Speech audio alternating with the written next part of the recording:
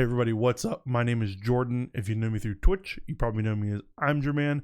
And today we're going to check out another Legends of Runeterra deck.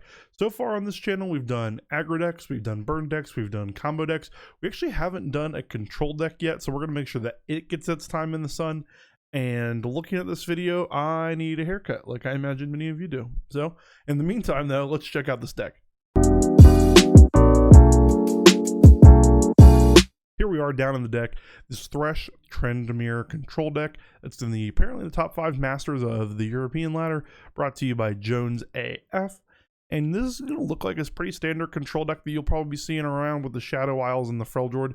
But we're going to go through it card by card and talk about what's good, where your weaknesses are going to be, and what the general game plan you should be doing with these decks.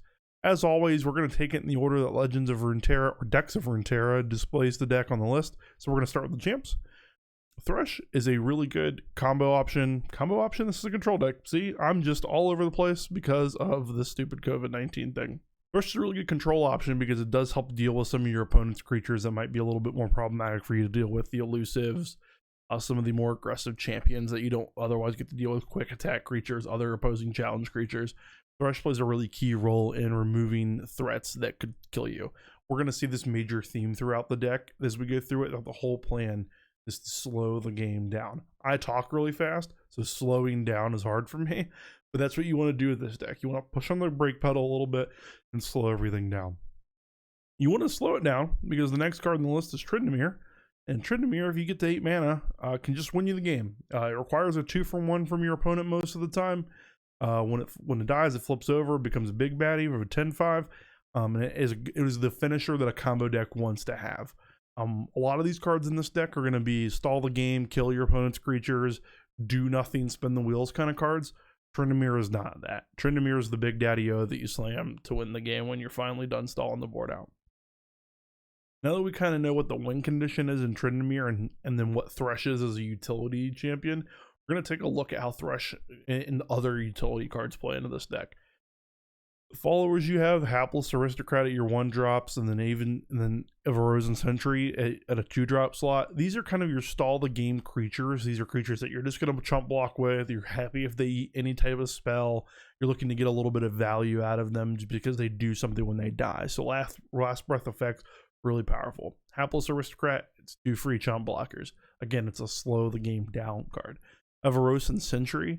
This card's great because it replaces itself immediately. You wouldn't normally play a 2-mana 1-1, but you'll play a 2-mana 1-1 that gets you deeper in your deck once it dies. This chump blocks, draws you another card. And it can be really effective against some of the spiders or some of the X1s out there that really threaten the life total of a slow deck like this. So Ever-Risen Sentry, Hapless Aristocrat, really important in that. Iceveil Archer, in the same vein, buys you an extra turn against a big threat. They play a big 4-5, or let's say they get their elusive characters up to like an 8-1, right? Well, then you just go ahead and play Iceveil Archer, and Iceveil Archer then sits at back to 0, and you get an extra turn to play. This is again in that same vein. I'm going to keep saying it over and over of slowing the game down. Buying extra turns is all you want to be doing. In a similar vein, a little less so, Frenzied Skittier does reduce the impact of blows, not as well as Iceveil Archer does, but Frenzied Skittier does do a massive loss of damage for your opponent if you play it defensively. Iceveil Archer makes one really big thing go away, but based on the type of board that your opponent has, Frenzied Skittier can reduce more damage than an Iceveil Archer does. Think of Frenzied Skittier as casting a wide net and doing a little bit, and it also provides a 3/3 body which can kill something, whereas Iceveil Archer, if your opponent has one big threat, this is where you want to use it. And I think you're going to know that when you play the game and see it out. You're going to go, I have an Iceveil Archer and they have 1 guy, or they have 10 guys and I have a Frenzied Skittier or an Iceveil Archer, or which one do I play? The game will kind of dictate that scenario for you. But as long as you know that both of these cards have the same game plan of defensive, slowing everything down, you're going to be just fine. I see a lot of people that play an Iceveil Archer after combat on the ladder, and that I don't understand why. It's like I play a guy, they play something else, I attack, and then they play an Iceveil Archer. I want you to think about your Iceveil Archer proactively if it fits in. Same thing with Frenzied Skittier. If you think, oh, I can take 4 less damage this turn if I play this Frenzied Skittier now, and my opponent doesn't have any mana left open so that they could play something else, this is a great play before combat. It might stop their combat altogether, and when you're playing this deck that wants to slow the hell down, I think this is where you want to be. Next card on the list is everybody's favorite Kindler. He's a little bit beefier now at his 7 mana cost, but he still fits that role really nice. If they do manage to kill 2 Tryndameres, Kindler brings them back. That's fantastic. And then Thresh is a really good, like we talked about, utility card for slowing the game down, dealing with problematic attackers. Bringing this back is fantastic. When he can bring back a flipped one, even better. It also provides a 4/4 body on its own, the Rekindler does, so it's not a slouch for blocking if you just need a blocker late game. Now, if you're casting a 7 mana spell and just needing a 4/4 body, you're probably going to be in for a tough time, and you're probably already losing that game, but it's just another avenue to think about that, hey, maybe I don't have time to get my value out of Rekindler. I need to just get the body on the board. Speaking of finishers like Tryndamere, Commander Ledros is, in my opinion, the coolest card in the game. They've nerfed it a little bit, saying that it basically can't kill you with Commander Ledros anymore, but it still isn't a powerful effect where it keeps bouncing up to your hand every single time, and your opponent's going to have a really difficult time to deal with it. Now, if you figure out how to successfully navigate the Commander Ledros mirror matches, please let me know. I've played like so many of them on ladder, and I feel like I'm flipping coins on who wins the games, and that can't be right. So I'm interested in how you're playing your Commander Ledroses in the comments down below. But of the cards that you need to win games in this deck, Commander Ledros and Tryndamere are definitely the ways that you're going to win the games. As to the spells in this deck, every spell is a utility spell. It does something different. It's all, though, designed to slow down the game. So the first card we're going to look at is Glimpse Beyond. Glimpse Beyond has amazing synergy with your Hapless Aristocrats, your Rovent Sentries. Let's say that you go ahead to block with your Hapless Aristocrat, get to throw a Glimpse Beyond, still get your Spider, or vice versa if the Spider's already out there. It's draw 3 with Avarosan and Sentry. Lots of good, small, little cute interactions. Vile Feast is another stall the game out card. It makes a Spider. I mean, you know this. It heals you. It has some cute, small interactions with Hapless Aristocrat and a Avarosan Sentry, where you can ping them for 1, get their die on death trigger, and get a Spider. But I think a lot of the time you're going to be using this on their creatures, and that's why you see 3 of them in there. Is because they do provide efficient chump blockers, gain you a little bit of life. It's probably negligible, but you're really in it because if you do it before combat, you're going to get a free blocker. Brood Awakening provides a really good aggressive attack if your opponent's kind of stalling out and spinning their own wheels, or a really good broad board of blockers if you just need to, again, stall the game out. Brood Awakening is a card that I really like playing with. It has a little bit of synergy with the Hapless Aristocrat, Frenzied Skittier, so you do have some combo potential where you can go off with a Brood Awakening to finish out a game. I don't really put my hat into that ring too much, mostly because we're going to be killing a lot of things on the board and blocking pretty aggressively with this deck, and we're not going to be looking to get in for a lot of damage early, but it is a potential that you could see with control decks. This is probably a really important keystone strategy. With control decks, finding multiple uses for your cards in varieties of situations are really important.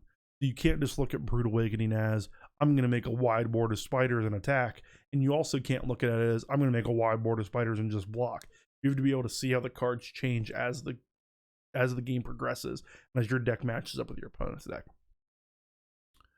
Grasp of the Undying, drain 3 from a unit, a really efficient removal spell. There's a lot of powerful X3s in Legends of Runeterra. The fact that it's fast means it's going to help you save yourself in some dangerous combats. And the fact that it's a unit, not an enemy unit, means that you can target it on any of these bad boys if you desperately need to gain them life. To block with your Frenzied Skittier, drain 3 from it before damage happens. Grasp of the Undying, a lot of wide range. Again, you need to be able to see the lines where you might want to use it on one of your guys, or you might just want to use it on one of their guys. That's most likely going to be the cases where you're using it on their creatures, but don't be afraid to look for the scenarios where you might want to be using it on your own as well.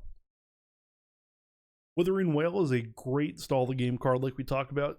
I don't know how many times as the aggressive deck I've just been blown out of the game by Withering Well, where I think I have lethal. I think, well, the only card they can have is Withering Well, and they only have one card in their hand, and it's Withering Well, and now I can't win the game because that gain 3 was actually super important. And I wouldn't write off the deal 1 either, because so many aggressive creatures are X1s and can clear those up quickly. So Withering Well, again, with the heal 3 and then killing creatures is another great stall the game card. It's going to take you from 5 into 6 with your with your Frenzied Skittiers or your Threshes. It's a good before Thresh card, good after Thresh card. There's a lot of good options that you have with Withering Well. I really recommend that you kind of play with this card a little bit and see how powerful it can be. Another finisher, Atrocity, is actually probably my favorite way to win games. If you have a Tryndamere, it's a great combo with Atrocity. Throw your Tryndamere at him and then attack with your big old Tryndamere. If you untap with a Tryndamere into 2 attack steps, you're probably winning the game anyway, but still feel pretty good all the same. It also interacts well with your Commander Ledros, where you're going to get it back into your hand after you throw 9 at them, or 8 at them, excuse me. So I would look for the combo here with your Tryndamere and Commander Ledros, but throwing a Thresh for 3 or a Kindler for 4 isn't a bad rate either.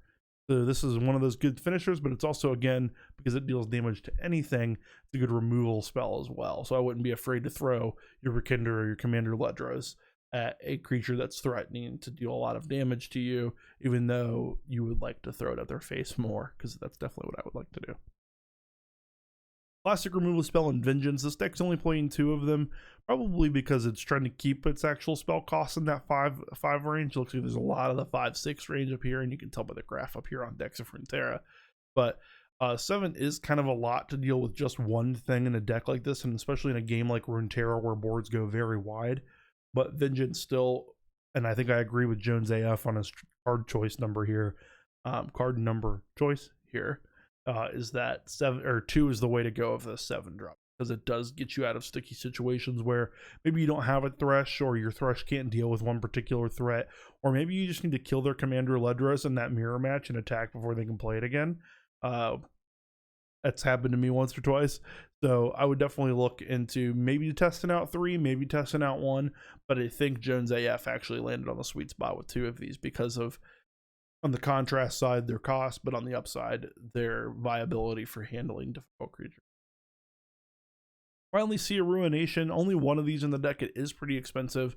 I actually like Ruination a lot. I like it more than 1 cost, honestly. I would like to see Jones AF go up to 2, and in my list I've been testing 2 a little bit. There's so many times in Runeterra where you get behind on board and you need a Ruination to catch back up when you're playing these type of slow control decks, and it feels really bad to only have 1 in your deck. Now, I could be playing the deck a little bit differently because you do have Brood Awakenings. The more Ruinations do kind of weigh against the Brood Awakenings. They don't do well against Rekindlers and your champions. But in this deck, the champions of Tryndamere, the creatures of Commander Ledros, actually interact really, really well with Ruination. So I've been testing a little bit of 2 of these, and it's been nice to have that bailout card. I do think it's a crutch card where, oh, I got behind, I need to bail myself out. Oh, I got behind again, I really need to bail myself out. So I can definitely see where if you don't want to be leaning on something, that this is a card that you cut. But ultimately, I like Ruination because it is that bailout card. It helps you protect you from yourself a little bit. Take a step back and take a look at the deck as a whole. Again, the name of the game is going to be Slow the Hell Down. You want this game to go to Tryndamere, Commander Ledros, Atrocity length. You don't want there to be any chance that your opponent runs you over. So Withering Wells, Grasp of the Undying, Vile Feast are all designed to slow you down. You are going to get behind and probably have a tough matchup against the Draven aggro decks or the Mono Draven burn decks, or maybe even the Spider decks. We have a great matchup. Actually, you have a great matchup against the banner decks, against some of the mid-range elusive decks that are so creature reliant but take a little bit of time to develop, because you have Vengeances to deal with their pesky characters. You have Ruination to wipe the board. You have Withering Well and Grasp of the Undying to remove their spells. Like all of the Demacia decks, if you just get them to be playing 1 creature a turn, you're not going to lose those games because you're handling that 1 creature when they play it. So take this deck out to ladder, give it a try, and come back to the comments below and let me know what you think. Hey, thanks for checking out today's video. If you like what you saw, make sure to hit the like button and subscribe, and leave a little comment down below. If you didn't like it, tell me why. I'd love to talk to you about it. If you like more of this content, want to talk about this control deck maybe, or if you want to talk Legends of Runeterra in general, you can check me out on twitch.tv/I'mJerman every Monday, Tuesday, and Thursday. There's a link to that in the description below. Truth be told, I've been a little burnt out on Legends of Runeterra lately, so you might see me playing some other games like Magic Arena. I've played a lot of Path of Exile, or some other kind of game that I just picked up recently with all this quarantine stuff. So I encourage you to check it out, and I hope to see you there. Have a good day.